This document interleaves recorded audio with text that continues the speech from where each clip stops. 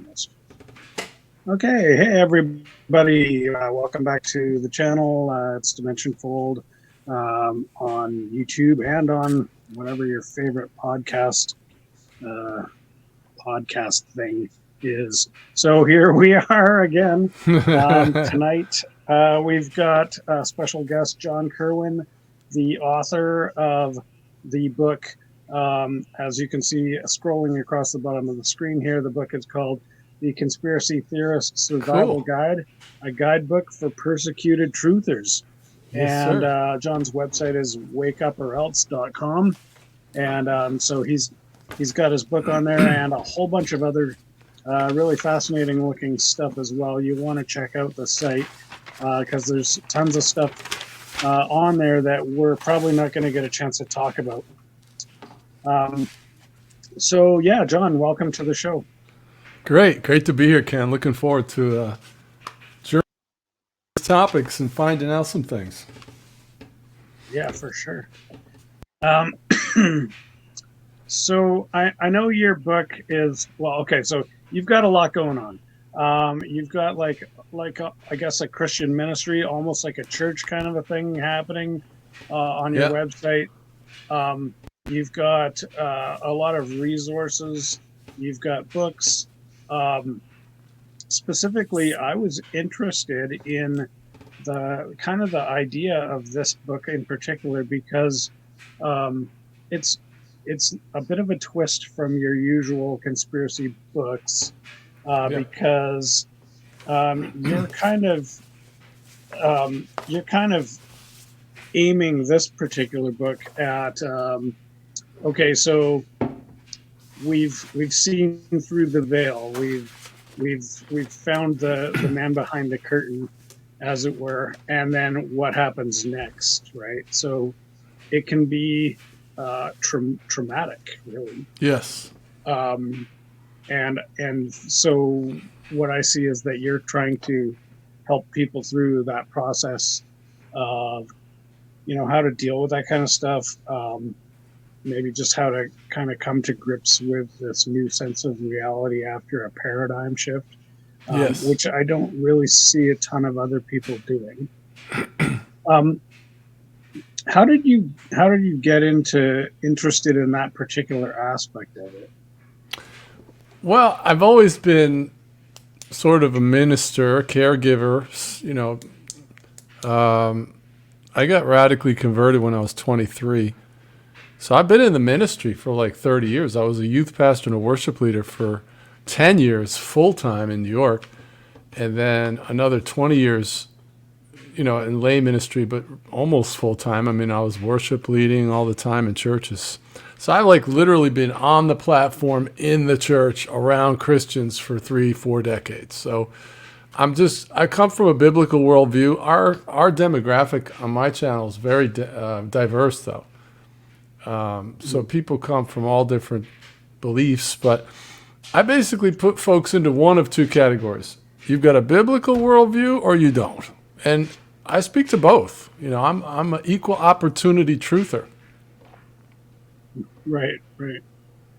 That's so. I guess maybe give an example of what would be an example of somebody on both sides of that coin, in terms of what kinds of things they're interested in, or that are affecting their well, I mean, really, what are these things that are shaking their paradigms? Oh, well, yeah, because there's a variety of things that are considered conspiracy theories, and I think what's helpful to frame the conversation is to first of all put the two different groups into under a view. So you've got one group which I call the unconvinced. Their presenting characteristic is they don't know and they don't want to know, and we've all experienced this. And what I've found is that what we're going to talk about is almost universally the same for everybody. The degree of pain that you might experience varies, but pretty much all of us are rejected, isolated, misunderstood, shamed into silence. Our friends, our family, relatives tell us, be quiet, I'm not interested. And that creates a lot of relational problems for all of us. And so that's what the book's about. It's called the Conspiracy Theorist Survival Guide. It's a guidebook for persecuted truthers. And, we're not like, we don't have like a martyr complex. We're not like in a pity party. This is hell on earth. I mean, my wife, who I love to this moment, divorced me after 24 years of marriage. And my 4 children barely talk to me now. And it's common. I have thousands of people that I interact with through my social media, and people post every day to me, "Oh yeah, John, my kids don't talk to me. Yeah, my spouse divorced me." So that's kind of a validating thing for truthers to find out, maybe it wasn't me, maybe it was them. Right. So, I mean, obviously there's different reasons that could influence that kind of behavior. I guess 2 that come to mind for me would be that people around you think that the new truth that you found is crazy or whatever. They'll put whatever label on it, and therefore kind of like, well, they don't know what to do with it, and they probably don't want to have these conversations. No. And then another side of it would be where there was like. Often you'll have it framed in terms of like morality or right or truth or something like that, where people are like, well, no, you're just wrong, and that's fine, you're allowed to be wrong, but I can't make that decision, which I think is interesting as well. Mm-hmm. Which side, I guess, was your experience, or was it a bit of both? Well, the motivation not to see is varied. There's a lot of different things that go into what makes people not want to see. So if you're a truther, it's baffling to you because when you found out whatever it is you found out, let's take the moon landing is fake as an archetype for any conspiracy theory. Okay, we'll just use that as an archetype. So essentially what it is you have begun to question officialdom. So there's always an official narrative that's being put forward. And what a truther is, this is the other group, is someone that has begun to question officialdom. And what this means is you begin to break with social norms, and it creates kind of you're going upstream, and a lot of people aren't comfortable with that. They'd rather have their happy life than to go to war, right? And so with the system. Yeah. So they choose to turn a blind eye. And so for us, if you have integrity, I found that that's pretty much the operating element in a truther. Why do you see and they don't? Well, they do see. You show them your evidence and they see the thing is fake, but they just don't want to know it. So they just turn a blind eye and then start attacking you personally, because that's really the only trick in their bag, is to try to silence you. Right. Yeah. So, well, I mean, that's a logical fallacy, the ad hominem argument, right? Where it's like attacking the integrity of the person just because they don't agree with your opinion, which has been pointed out as a fallacious argument since the days of Aristotle. So. Yes. If people still aren't getting the fact that, actually that logic doesn't work, chances are that, if you try to tackle that head on, chances are that's a losing battle for you. Right. Aristotle said the mark of an educated man is the ability to consider a matter without embracing it. But we don't find that type of behavior in the normie algorithm. I call it the death to truther algorithm. These people are typically normally well adjusted. They're calm, they're intelligent, they're rational. But when you begin to introduce one of these topics that you've embraced it, there is a programmed response that is vitriolic. It is irrational, and what I call them is panicked bullies. That's what they're like. They get really 0 to 60, and then they start attacking you, and you're like, "Whoa, tap the brakes, bro!" I'm just like, it doesn't make sense. Right. I've definitely seen some of that kind of behavior. Yeah. So when that happens, then and people are lashing out, and it's people might call it. I don't like to use the term emotional, but in some ways it fits because there's this flight or fight response that kicks in, Yep. and that kind of response kind of short circuits a lot of the the thought process, and you jump straight to action, which is in some ways it's good because if you're being attacked by a lion, you need to suddenly run. You don't need to stand there and think about what you might want to do. Exactly. And so it's interesting that it's that same threat level that that our ancestors would apply to a lion suddenly popping out of the woods. Agreed. And that same threat level is now coming out in strange ideas. Like, so it's not immediately obvious, perhaps, that is that level of threat actually warranted, or not. What's your opinion on that? Right. It's very astute. It's an inordinately overstated response. It's totally uncharacteristic.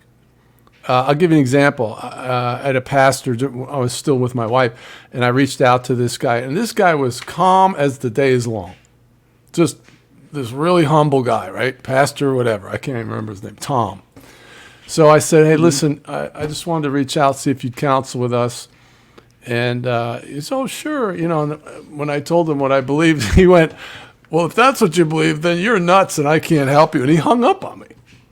And then he called me back like a minute later and he apologized. But that's what I believe is that people all of our lives have had this matrix just programming us to respond. So the matrix it is a physical construct, but it's also a metaphysical overlay over society, like a bewitchment. And so it doesn't really succumb to logic. It's a spell that has to be broken. And that spell is a delusion, which is very ironic because they're accusing us of being delusional, and then they're the ones that are actually delusional, which actually means you believe what's wrong and you're resistant to facts. That is the presenting characteristic of a normie, is they don't want to look. I mean, that's the definition of delusion, right? Yes, not wanting to look. You believe what's wrong and you're resistant to facts. So the characteristic of the truther is we have 3-ring binders full of pictures and evidence, and hey, this is incredible what I discovered. The normie or the unconvinced says, no, you're obsessed. You care more about that than you do me. That's crazy. That's impossible. That's a conspiracy theory. So what is that? That is, I don't want to look. That's delusion. That is the textbook definition of delusion, not looking. Right. Yep. So I'm not trying to get into an argument, but I want to I feel like you could apply that same definition to both sides of many of these questions, because you have people who are staunchly believing whatever the specific their favorite conspiracy theory is, and they're not really open to discussing it. They've made up their mind based on whatever the evidence was that they saw at one point, and they're now no longer looking at any other evidence. Because I've seen that on both sides of the fence for sure. Any comments on that? Well, yeah. I mean, I have found that the truther is the one that continually demonstrates cogent behavior and rational thinking and willingness to have their views challenged, whereas the unconvinced are the ones that are acting with shut up or else orders. Okay, here's an observation. In 7 years, I have probably interacted directly with close to 200 people that have been divorced by their spouses, and have been told, if you talk about these crazy things, I can't have a relationship with you. Never one time have I ever heard of a truther who went to their spouse and said, if you don't talk to me about these things that I've discovered, I can't have a relationship with you. So it's the unconvinced that's throwing down the gauntlet, pulling the ripcord, and then we're trying to reconcile. And the only option we're given is that we're forced to pretend that we're deceived like they are by being silent for the rest of our life. We're not putting those kind of conditions of relationship on them. So, if I got into it with someone, I would say, let's take the moon landing, right? You show me your evidence that the moon landing is genuine, and I'll show you my evidence why I believe what I believe. We don't get that. We don't get an intelligent discourse. We get the meetings cut short. We're called names. That's what the term conspiracy theory is. It's a character assassination term. Yes, absolutely. But I see the same thing happening also in terms of, let's use the vernacular term of, getting born again, or, being converted, where a lot of people will have that experience, and suddenly they've seen the light, and now they, in some cases, and I'm not saying that this is like common or anything, but I've seen it happen where they will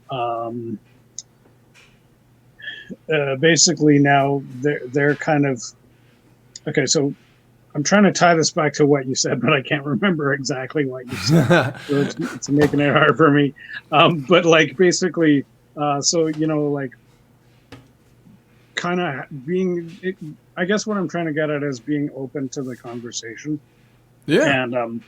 And I think when, once you're convinced of whatever it is, whether it's the moon landing or anything else, or whether it's your religious conversion, it's something that's going to be very important to you.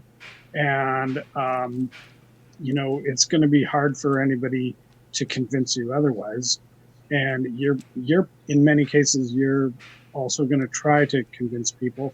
But in some cases, you're actually being actively encouraged, and I'm using that as a very loose term because it's a lot of times a lot stronger. But you might actually be, let's just say, encouraged to go out there and to proselytize or to evangelize. And most likely you don't have the tools necessary in your toolkit to do that well, because you've just come to a new thing, and now you're supposed to act like an expert, which is, I think, a really kind of an odd way of conducting business. But it's like, you have the classic, hello, we're knocking at your door. Would you like to talk to me about Jesus? And you're like, well, most people don't want to, because you already know what they're going to say, or at least you have a pretty good idea. And you already know that they're not interested in listening to your opinion on the matter. They're trying to give you their opinion. So I don't know how I'm trying to exactly relate this, but it goes back to this whole idea of living in a matrix, right? So the two people knocking at my door are living in one matrix, and I'm living in a different matrix, and those two matrices might both be wrong, or they might both be partially correct, but like they're incompatible, and it makes it difficult to even have a discussion around it. You know what I mean? Well, my question is, what's what's the takeaway? Like, are you suggesting that people that have a religious conversion should not ever say anything to anybody? No, not at all. I think it's important to be able to have that kind of openness, and to be able to openly communicate, especially among people who are already your friends and your family and your loved ones. And so I guess really that is the takeaway: is if you have a loved one that is now coming to you with something that is obviously not part of your matrix, then you don't have to be a dick about it. Like, really, that's the takeaway, I guess. Um, so so this brings us back to your ministry: is that you're trying to help people who've been um, hurt, injured, traumatized, Yeah. and so let's get into that. Like, how do you do that? What kinds of things are you talking about in your book? Right. So the book is broken up into two sections. The first section is inside the mind of the truther, and the second section is inside the mind of the unconvinced. So, in the first part, you're going to get validation, which is very empowering because you realize, okay, I'm not crazy. Because if you start questioning officialdom, the entire power structure is behind the people you're talking to. So if you go to the family gathering and they say, "Oh, here comes Ken," and then they are emboldened by the fact that the media, the entire power structure, the central planners are all siding with them. So they're pretty emboldened. And you're right and they're wrong, however. And so finding out that there's a lot of people that are very intelligent, PhDs. I have friends that worked at NASA. I have friends that are commercial helicopter pilots. I have astrophysicists, people that I talk to. So suddenly you realize, okay, I'm not crazy, I'm not stupid, and I can believe, I can find out things. That's part of it. And then, a lot of different techniques and things and strategies for trying to reconcile or keep the people that are in your life that have not changed, but you have. So that's the problem, is typically human beings don't radically change ever, much less overnight. Right. And when you find out some of these things, it's so volcanic. All of your ideals and priorities change sometimes overnight. Yeah. So a person could suddenly look like a completely different person Yeah, pretty much. because they're, fundamentally their base assumptions and all that kind of foundational stuff that you built your whole life on is suddenly either yanked out from under you or suddenly swapped for a different one or whatever it is. Yeah. And the whole thing is, I mean, a lot of times your whole worldview can suddenly seem like a house of cards that comes tumbling down, and then you're left going, okay, well, so maybe this is a key part. If you realize that one thing that you always thought was right is actually wrong, that can push you into this state, right? Mm-hmm. So, and if it's one thing, then maybe it's everything. And a lot of times there's direct correlation where it's like, well, if this is wrong, then this has to be wrong, and that has to be wrong, and therefore these other things have to be wrong. And a lot of times I think that logic is correct and right and true and good. And so then now you're sitting there going like, okay, well, what am I left with? And so if you can now find one thing that's true, you might just want to hold on to that with all your might, right? Like maybe that's the one thing that in this right. in this whole world of everything else is gone. Well, I think that's another great point. One of the things that happened to me, which I found out was very common, the thing that I found out first, my kind of entry point, was I found out the Federal Reserve wasn't federal. I thought it was part of the government, and it's actually private banks, and it's a whole rabbit hole. And so what the takeaway was, I said to myself, well, if that's not true, what else isn't true? And I think it's kind of what you were just saying. That is the genesis of the truther journey, because somehow the central planners are masters of illusion, and they're able to get us to shut our brains off. So we just accept the fake decorum and the fake authorities over us, and we don't question. It's sort of like, patriotism is drummed into you, but you find out all wars are banker wars, and your whole perspective starts to change. And then you say, well, if they're lying about that, what else are they lying? That is the key distinguishing factor of the Right. truther. That's the key. Right. Yeah. Yeah. I like how you brought up the idea of lying, because I totally, definitely believe that a lot of people in power are actively and knowingly and willingly lying. Yeah. However, I also am 100% sure that there's also a large portion of people who are in places of control or places of power that are unwillingly and unknowingly spreading untruth. And I've seen, like, I know people who I know they're not doing this on purpose. They're like very earnest in what they believe, but I also know, and I'm going to say, I know what I know is different from what they know, but I know that they're wrong.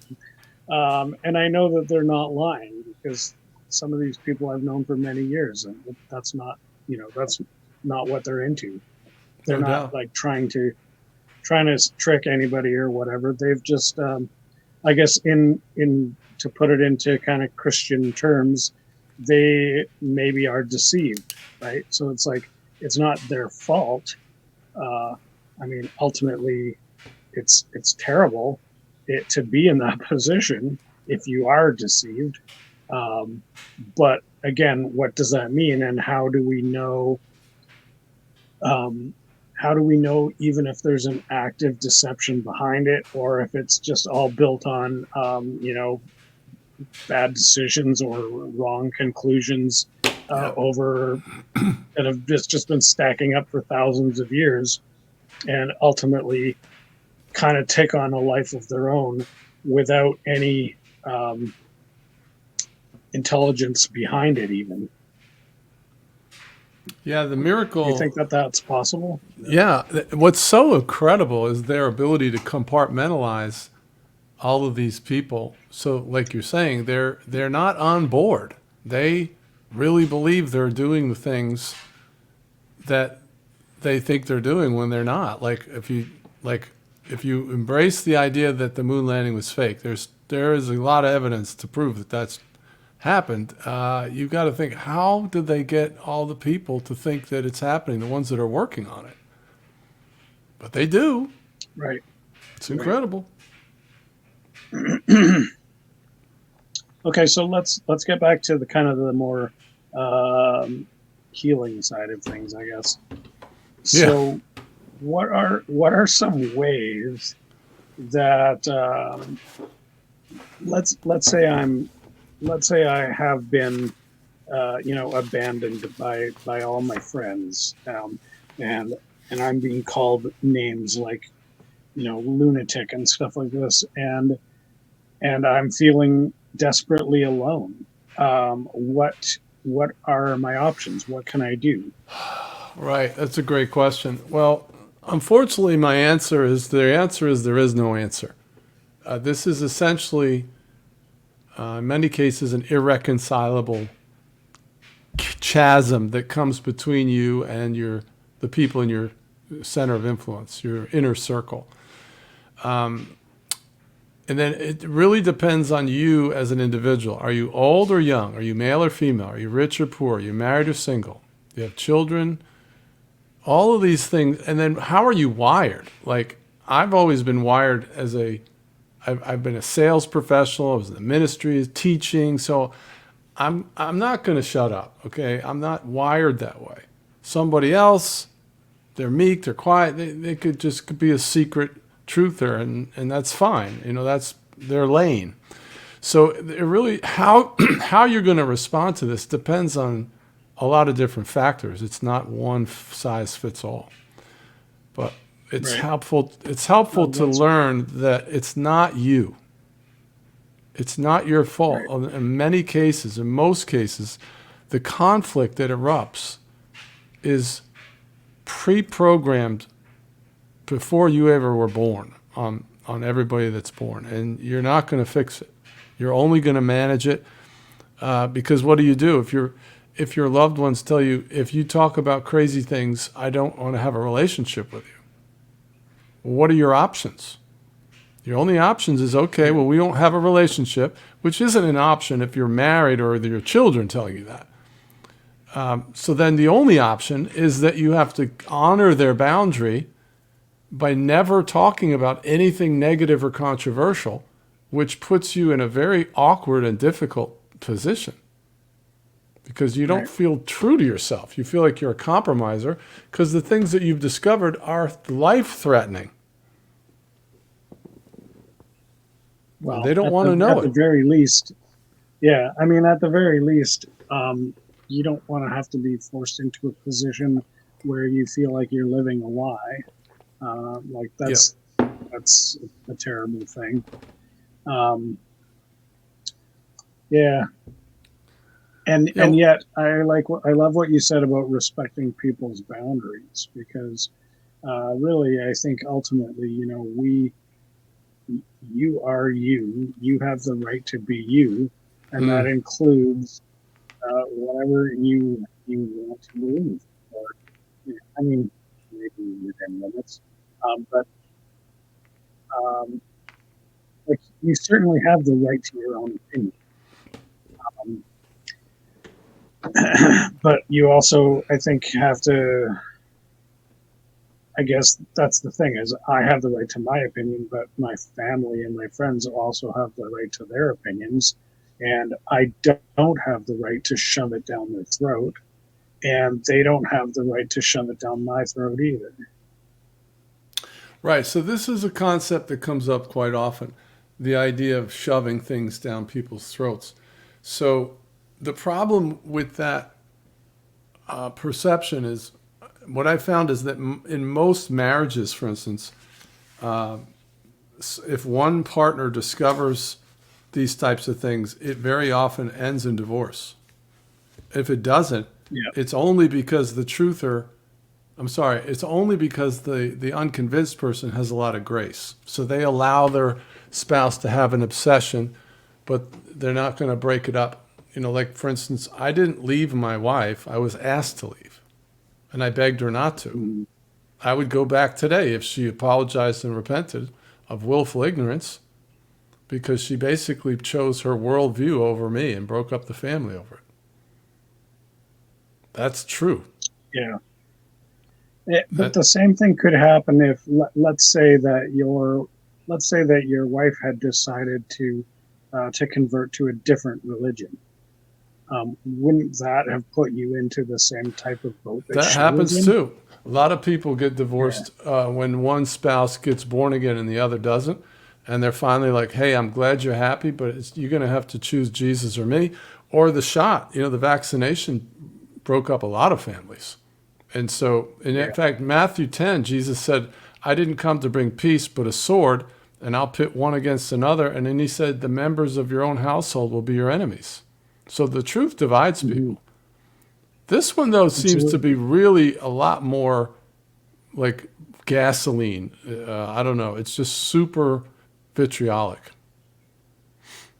Yeah.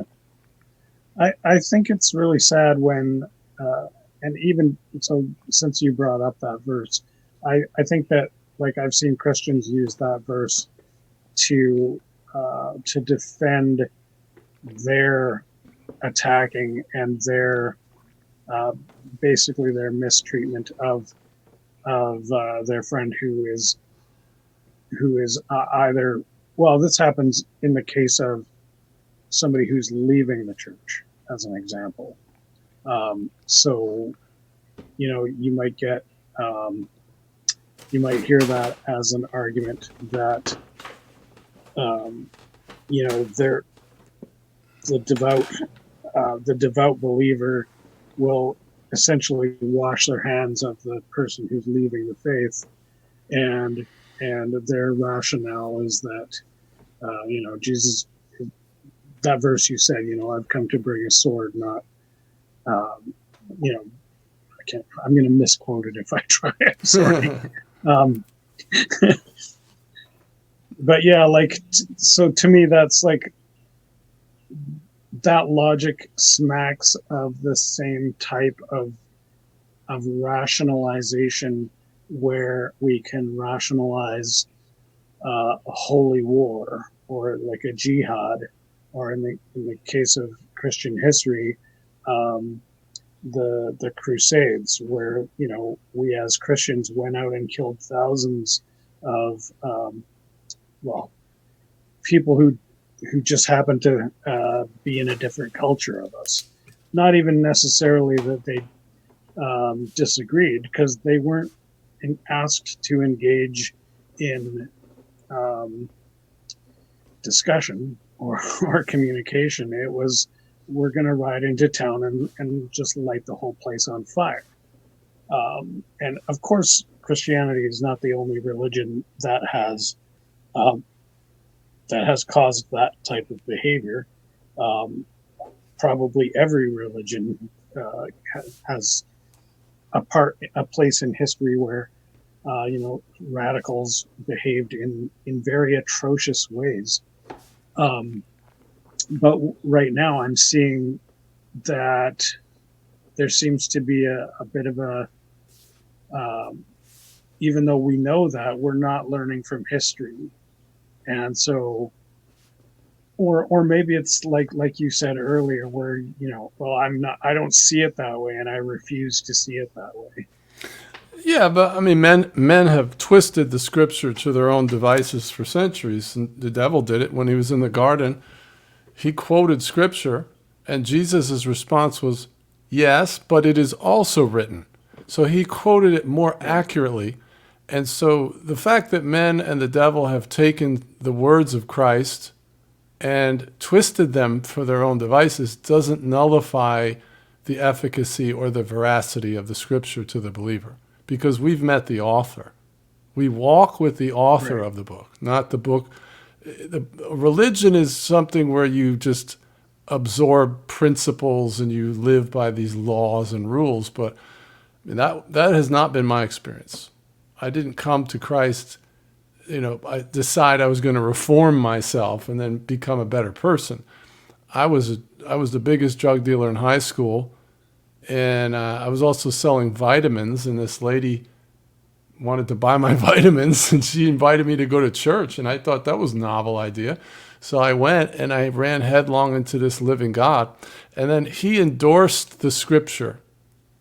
It's hard to, it's like a man with an experience is not at the mercy of a man with an argument. So, you got to run into the Lord to realize what we're saying. But I mean, it was life-changing overnight. Right. It's hard to deny. Yeah. No, I understand that. Yeah, that's really cool. I really like how you said that. Yeah. So the survival guide. We know that it's tough. What are some other things in there that you want to? Right. Okay. So I'll tell you, chapter 6 it tells you, it kind of breaks down the evolution of your rejection. So at first, the people around you, when you start talking about it, it's like if you're outspoken, hey, I found out the moon landing's fake or whatever, and they'll keep it light at first. Oh, I don't go into conspiracy theories much, But as soon as they invoke that term is designed to shame you into silence. It's the same as calling you stupid or crazy. But right.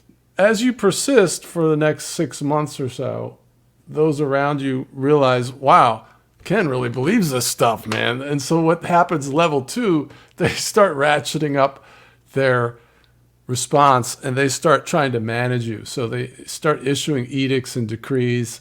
Like they'll say, hey, listen, Ken, when we go to my in-laws, I don't want you to talk about your crazy things for more than 3 minutes, or stuff like that. Which, if you're the husband, that's very disrespectful. It's insulting. Well, and some of us are figuring that out on our own without somebody telling us too. Right? That's true. Well, Yeah. this is probably not going to be very, a very enjoyable experience if I bring No. this up. That's another combo, like the urgency of the truther, because we care about people, and we sit there in these family gatherings and we watch everybody just chasing their tails, talking about nothing, and we get frustrated. But that's another discussion.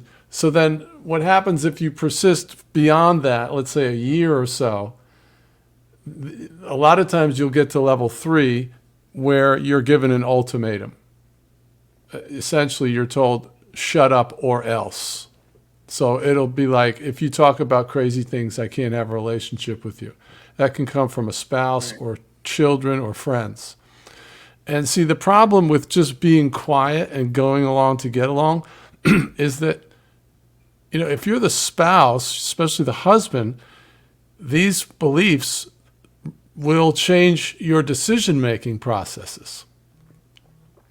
And so now you have to get the other spouse who has a completely different worldview to go along with you. So it's not like you can always just be quiet so you don't create waves. It's very difficult. Right. However, here's my answer, very long answer to a short question. So after 3 years, I said, all right, I'll just be happy, Dad. I stopped talking. I would just go to the dinner table. I would just eat my meal. I'm like, you don't want my advice and guidance? All right.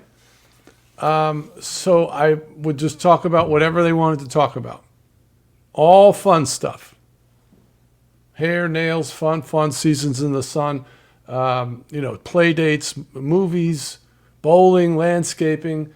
Nothing negative or controversial ever came out of my mouth for 2 years. Now, the problem was during that time, I would be in a room and the TV was on and the term conspiracy theorist would come up and people would look at me and giggle. And I'm thinking, wait a minute, I'm bending over backwards to accommodate your shut up or else order, your censorship mandate, so I can stay in rapport with you. I would appreciate a little respect myself. So I came up with this response. If I didn't bring anything up and they brought it up, or they, took it upon themselves to try to insinuate that I was somehow crazy or what I believed was crazy, I would hold up my finger and I'd say, excuse me, I may be mistaken, but I'm not crazy. And I would appreciate it if you didn't use that terminology in my presence because it's very disrespectful. Boom! When I started doing that, I felt a breaking in the, sliming of, because I became a pariah in my own home. I called it slinking around, begging for crumbs of respect. It's hell on earth, man. There's no answer to it. So the answer is there is no answer. All you can do is fortify yourself and decide what you're going to do to stay in rapport with these people, because you can't build bridges of understanding in most cases, because you've been changed and they haven't. So imagine you're in the Truman Show with Jim Carrey, and he finds out he lives in a TV studio. Now I want you to imagine, after finding out his fiancée is an actress, the whole thing's a TV studio, that he just goes like this. Well, what difference does it make? I still got to go to work, don't I? Wouldn't that be unthinkable? Yeah. I mean, in a lot of ways, we're all doing that. Maybe in some respect. Yeah, we are. That's true. Right? That's true. Because there's still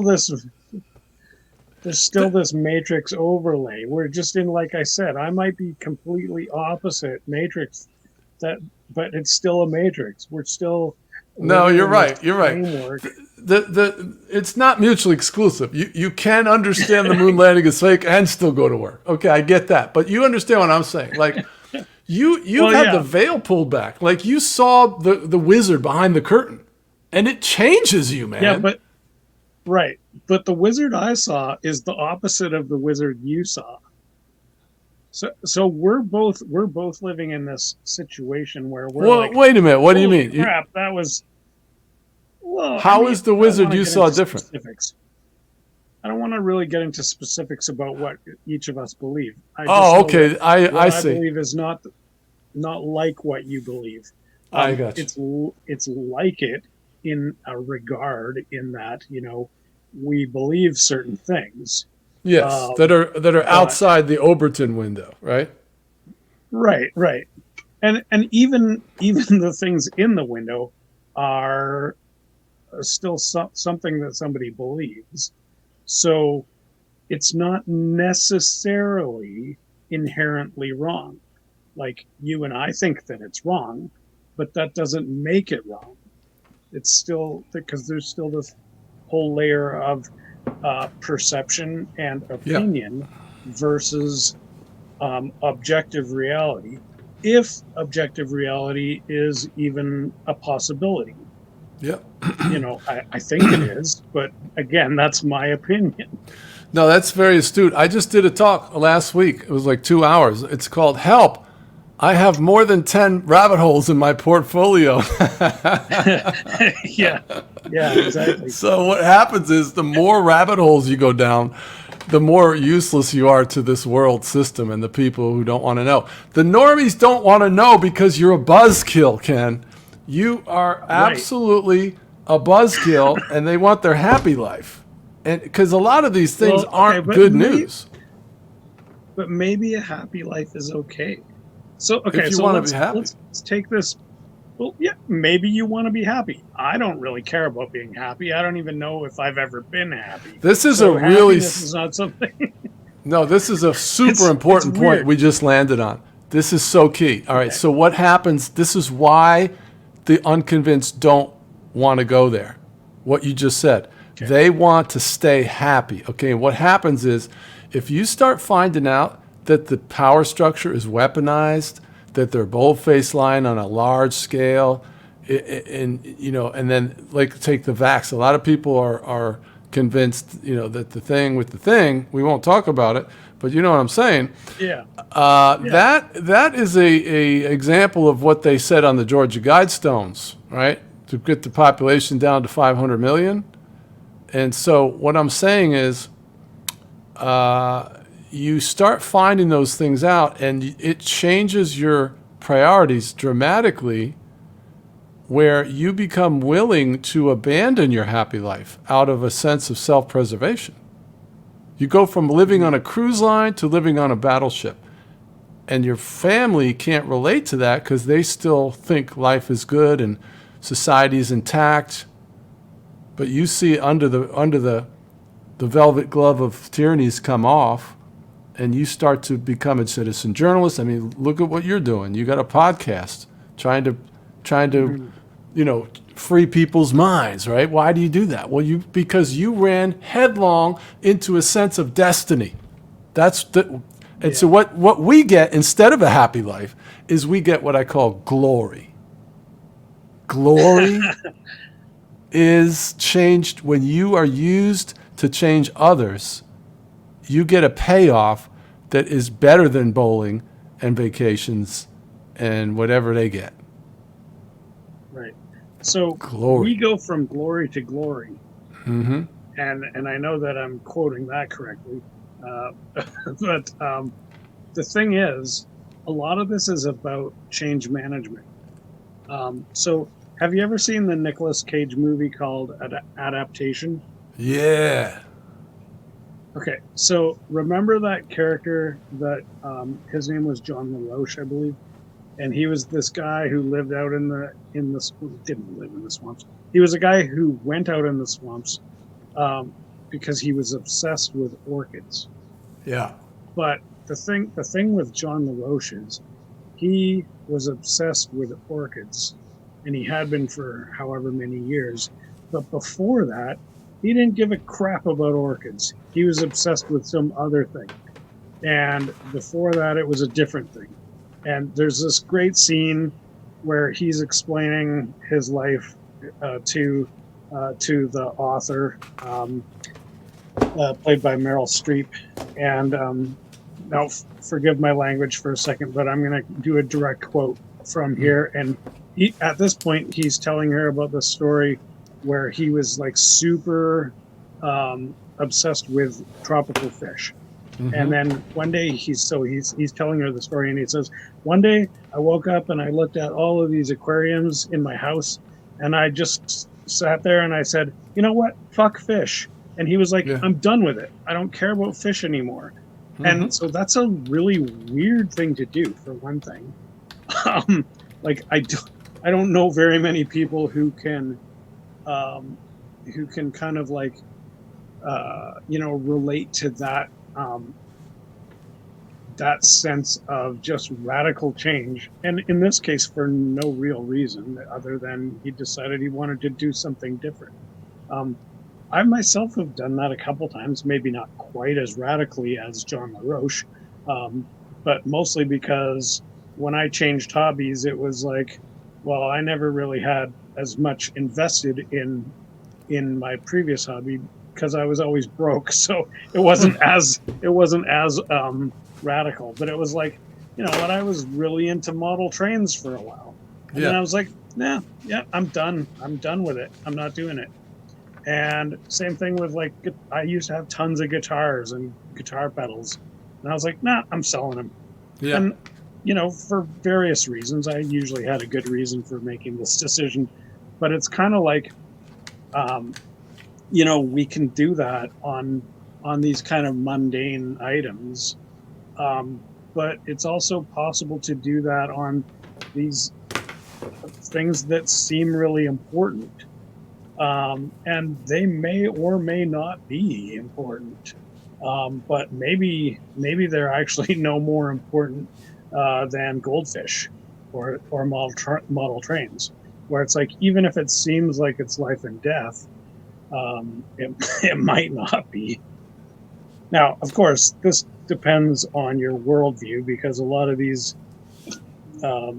a lot of these types of decisions are going to involve life. What really are life or death matters. Like, for example, what happens. What's the deal with life after death? So those kinds of things, which are certainly important. I mean, if that's not important, I don't know what is. Mm-hmm. Um, but it's kind of weird that there can be these um, just these different ways of looking at the same questions that are so different, even though we're just people that are, we're all human beings, we're all pretty similar, and yet we come to these radically different conclusions about the same question. Yep. Yep. That's another great point. The term obsessed comes up a lot in this journey. And the definition of Mm, obsessed is to be preoccupied continually and intrusively and to a troubling extent. So, to the yeah. unconvinced, someone that's obsessed has a character flaw.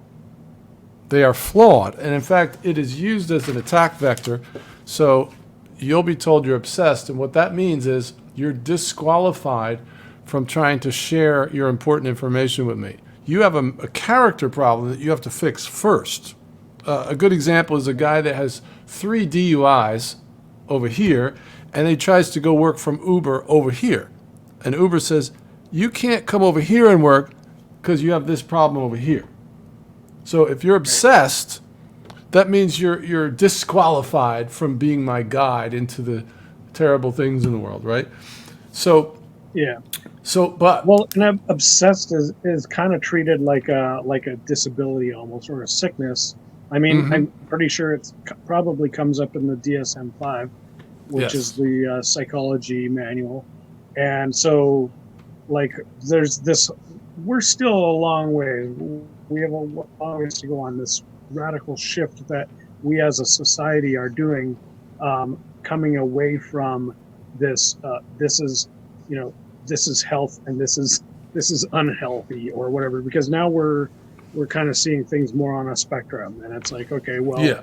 we're allowed to be, neurodivergent, and I mean, speaking for myself, I'm very neurodivergent, and I'm certainly qualified as obsessive, but not in the same way. Like, I don't think I have OCD, um, And even if I did, why is it a disorder? Maybe it's just a different order than, because it's not the same as 80% Mm-hmm. of the population.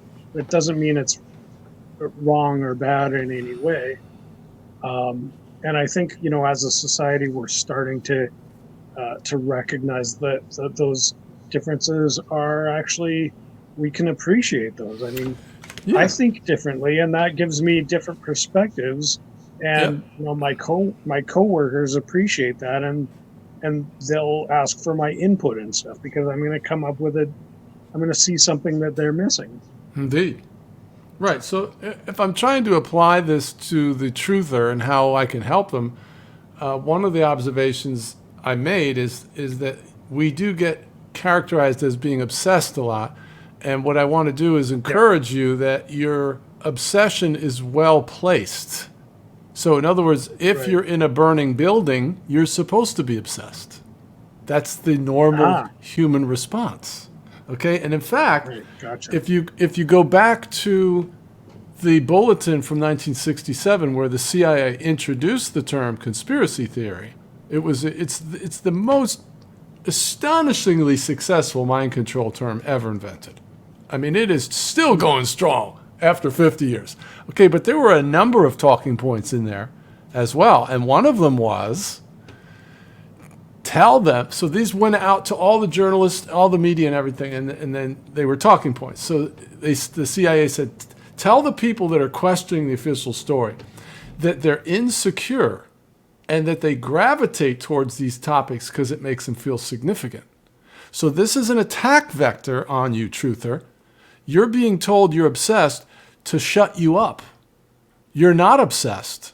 If you're in a burning building, if you're backed into an alley by a guy with a knife, your adrenaline's going to start flowing. You're going to have fight or flight.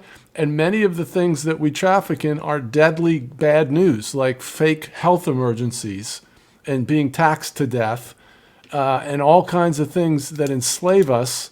And we love our slavery when we're unconvinced. And one of the things we find out is we're being enslaved and it's not necessary.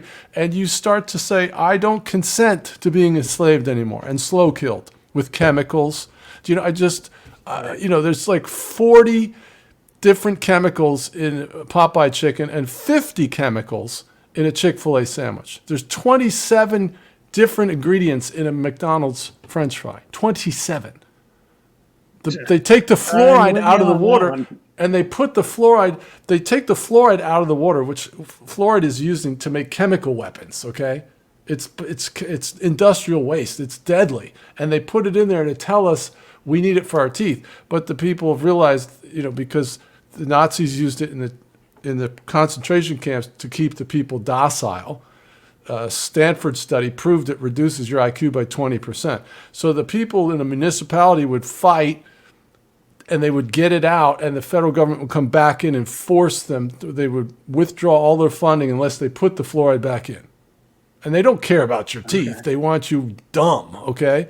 So these are the types of things that you start to find out about the loving government and this, the world we live in, and you start to get a little ticked off, frankly. I take issue with being slow killed, okay? And so if your loved ones are singing Kumbaya and they're whistling past the graveyard, that's not okay with you. And you should be obsessed. So congratulations. Great job. I'm here to cheer you on. You're right and they're wrong. And don't buy their story. If they don't buy your story, that's fine. But don't buy their story. I'm sorry. I'm just a little worked up, man. No, that's good. So since I got you on this tangent, I want you to finish up what you were saying about the CIA, because you mentioned this document that they did, and that they invented the term conspiracy theorist. And what year did you say? 60? It was 1967. It was in direct response to isn't that the same time? Sorry, isn't that roughly the same time period where the CIA was also doing mind control experiments involving LSD and other psychedelic drugs, as well as what do you call it? I don't know. Tell us a little bit about the crazy shit that the CIA has been doing. Oh my gosh, man! Yeah. So Well, let's see if we can do this in like 5 minutes, and then we'll wrap it up. all right. Yeah, that bulletin was really in direct response to people that were questioning the JFK assassination. So they were the original Oh, conspiracy theorists, and that they came up with that to try to silence them. And of course, it worked like a champ. And it's been going on all these times. That's 50 years. And I'll see an article. Whenever you see the term conspiracy theory invoked by the officialdom, then you could pretty much know that that's something that probably has truth to it. And the more they want to disparage the idea, the more times they'll use it. So I've seen short articles where they would invoke the term 12 times.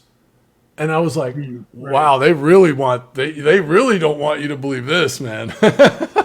right. Man, it's Well, so that obvious. reminds me. So, uh, the AIs are in on it. Yes. So Yep. like if you ask ChatGPT about anything that's even slightly controversial, you will you will get the most mainstream answer possible. Yep. It's like the part of the algorithm is to try to be as least offensive to the most number of people who might ask. Bro, that But the happened to me funny thing today. is, I'm sorry, go ahead. yeah, okay, but so the really weird part about it is the algorithm is baked in at a really deep level, because normally what an intelligent algorithm would do was it would be able to pick up on the fact that I that I think it's feeding me bullshit, Mm-hmm. and I'm literally telling it, okay, well, yeah, but actually, like, I start arguing against the AI, right? And I'm like, yeah, but isn't this true? And it goes, well, okay, yeah, maybe that's partly true, and there was this and that paper, but most academics will say, or it'll use the phrases Sure. like, there is no evidence that blah Yep. blah blah, and then Yep. you can say, okay, well, what about this evidence? And you feed it evidence, and it goes, oh yeah, well, that's true, but there is no evidence that. And then, Yep. well, what about this evidence? Oh yeah, that's true, but there's no evidence that. That is not a computer algorithm. That Because a computer algorithm that learns would be smart enough to learn that it can actually be on my side, Mm-hmm. or it could try to convince me, or it would be something smarter. It's just repeating the same crap. Well, the people that programmed it initially did have a worldview, whatever that was, and Of they course. inculcated that into the programming for sure. Well, in theory, that's shouldn't be possible, because the machine learning is supposed to go out and read the entire internet, and it's not really supposed to make decisions on what's right or wrong.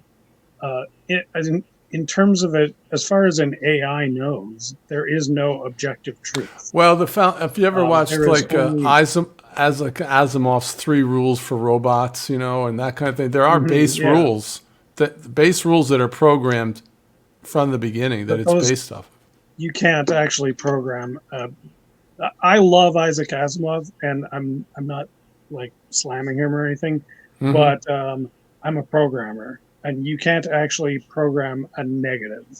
Like, it's impossible to program that line that says, "I it is impossible." Like, what is the first rule of robotics is that a robot may not harm a human, or through inaction allow harm to come to a human. Right. That is great. That's an awesome statement. I love it. But you can't program it. It's not physically possible, logically possible to program that.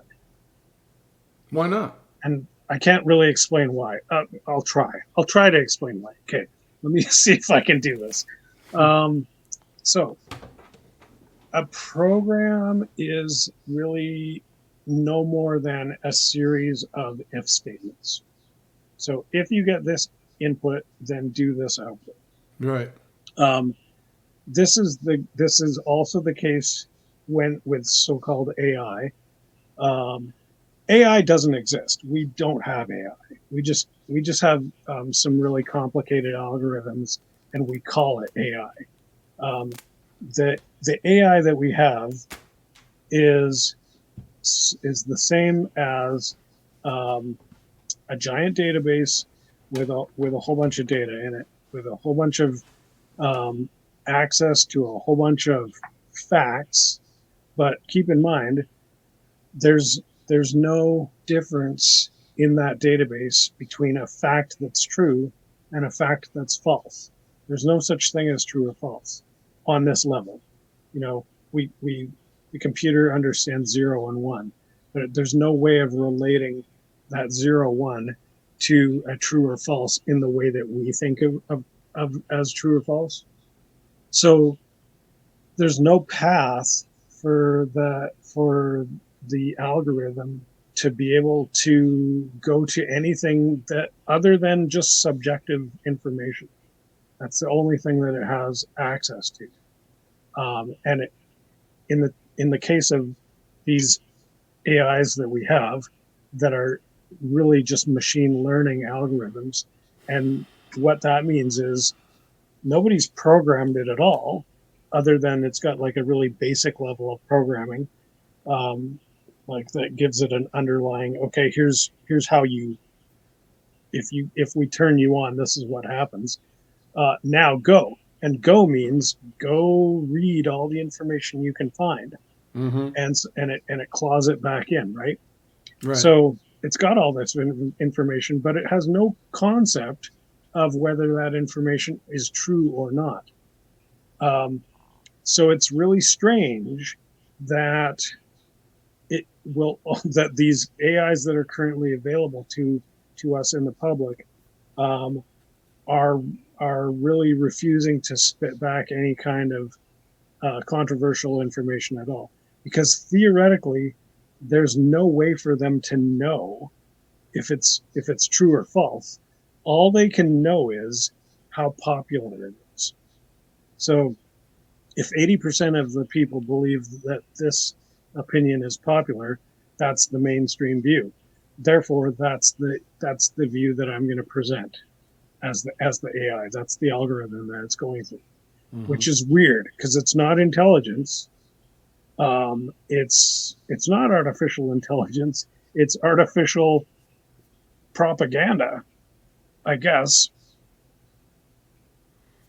Well, I looked up the definition of AI, and it just means technology that mimics human behavior. So the better it gets at mimicking human behavior, the more artificially intelligent it is. And at some point, people believe that it will become sentient or self-aware. You don't think that's possible? Well, okay, let me put it this way. I'm a machine that is pretty good at imitating human behavior, but I wasn't always good at it. It was something that took me 10 or 20 years to learn how to do, Yeah. right? And so, am I intelligent? Well, I like to think I am, but what Well, does you're it not a mean? machine, though. Mean? You're not a machine. Well, I mean, I am a machine. I'm a biological machine. I have all kinds of different systems that are mechanical and physical and chemical Yeah. that I'm running on. So where's this gets us into the hardware software, mind body problem, which I obviously we're not going to solve in uh, in the Yeah. time we have left. Well, Here. it also crosses over into the biblical worldview of the nature of humanity. Yes, as well. absolutely. Having a Right. soul. The mind, will, and the emotions are a non-corporal operating system. They defy science, love, the ability to the mind, how the mind works, dreams. All those things are very difficult to quantify in a clinical Yeah, narrative. So, exactly. So I think this is a good place to wrap it up, because yeah, you brought it back to love. I always like to end my shows on love, whenever possible, and that's great. surprisingly, it happens a lot. Okay, Um, glad I can it help. just ends up being, hey man, so like really, I mean, that's kind of why I wanted to have you on the show, was because really I can see that, love is your operating principle. And, Yeah. there's all kinds of other things that you're into, that you're interested in, and that you're obsessed with. But one of the things you're obsessed with is love, Hmm. and helping people, helping Yeah. others, and respect for one another. And so, um, you know, regardless of whether somebody did something or somebody didn't do something, and we all have opinions about that thing, and none of us can prove any of it, or even if we could prove it, who gives a crap? Yeah. Let's just love one another. Yeah. Agreed. So yeah, okay, Agreed. thanks, John. You bet, man. So everybody, check out John's book, Conspiracy Theorist Survival Guide, a guidebook for persecuted truthers. It's on Amazon, and it's also on his website, which is wakeuporelse.com. Yeah. And if you have experienced these types of painful behaviors towards you, go check out the website. There's a bunch of other resources there too. I think, I guess maybe I'm going to put words in your mouth. So instead of doing that, let me ask you one final question, um, and that is more about the fellowship side of things over there. Like, you guys have set up a what I guess what amounts to a support group for Yeah. truthers in a Yeah. We Christian do.